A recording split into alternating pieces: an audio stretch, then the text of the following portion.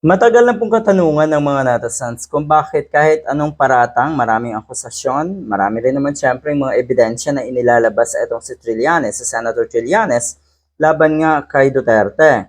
Pero kung titignan niyo po, ni minsan hindi nag-retaliate, ni minsan hindi kinasuhan ni Duterte itong si Trillanes. Kung talagang walang katotohanan yon, ay dapat kahit papano, di ba, meron siyang gawing aksyon. Ang ibig lang sabihin nun, pawang may katotohanan ang mga akusasyon na yan ni Senator Antonio Trillanes laban kay Duterte.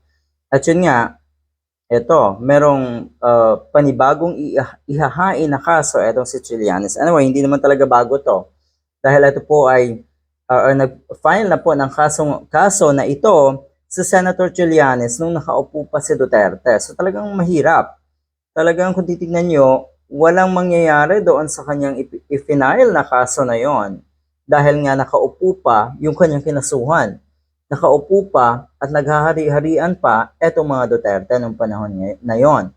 So ngayon, nakikita ni Senator Trillanes na ito na yung tamang oras. Ipupursige na niya, ipupursunin na niya talaga etong kaso na ito laban kay Duterte at kay Bongo. Ayan. Sabi sa inyo, may katapusan kasi talaga ang paghahari-harian nyo. Lalo na po itong kampo ni Duterte. At sa puntong yan, talagang babalikan na kayo ng mga taong may alam, ng mga taong matapang na kayo ay labanan. Ang ibig ko nang sabihin dito, sigurado rin na darating sa punto na kayo ay haharap sa batas. At sa panahong yan, at pagkakataong yan, yung mga supporters nyo ay sana naman magising na at matauhan na ang kanilang mga Panginoon at iniidolo ay eto, may mga kakaharaping kaso at kailangang managot sa taong bayan, hindi lang sa isang specific na individual. Ito po ang mangyayari. Trillanes believes now is the right time to proceed with the case, citing the strength of the evidence, which includes documents obtained from the Commission on Audit. Ito po ang ikakaso ni Trillanes laban kay Digong at kay Bongo. Napakaabala ni Senator Trillanes. Maraming humahanga sa kanyang tapang. Iba kasi yung tapang na ang puhunan or ang foundation ay yung katotohanan. Siguradong hanggang sa dulo ay ipaglalaban mo yan. Dahil alam mo sa sarili mo na ikaw ay nasa tama at nasa panig ng totoo, ng katotohanan, kaya wala kang katatakutan. Ganun dapat tayo.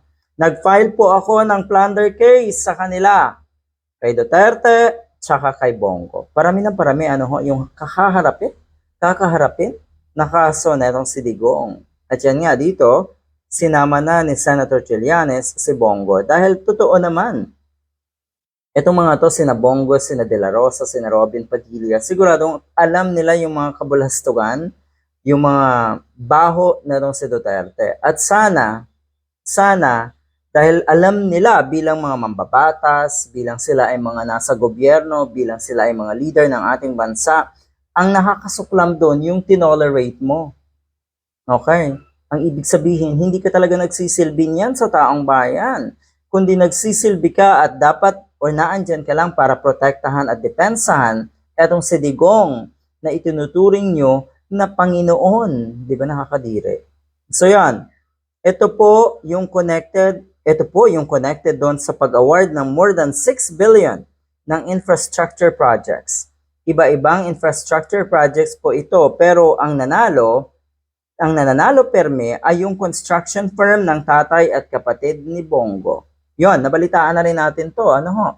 Kaya pala, ang ibig sabihin, naku ay sana talaga ay mabigyan ng kasagutan yung mga ganitong klase na kabulastugan at anomalya. Yan po, nilabas ko na yan nung panahon ni Duterte. Yun lang, kontrolado siyempre ni Digong nung panahon na yon ang communication channels. Kaya hindi po ako or ito lumabas gaano.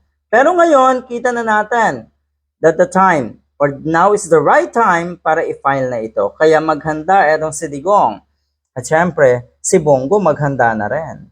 Ulitin ko paano pa kaya makakatulog ang isang katulad ni Duterte na sangkaterbang akusasyon, sangkaterbang investigasyon at kaso ang kahaharapin. O di ba? Tama yung sinabi ko na palubog ang araw sa isang Duterte kumpara kay Senator De Lima na yun nga, the next promising chapter ng buhay ni Senator De Lima ay susunod na.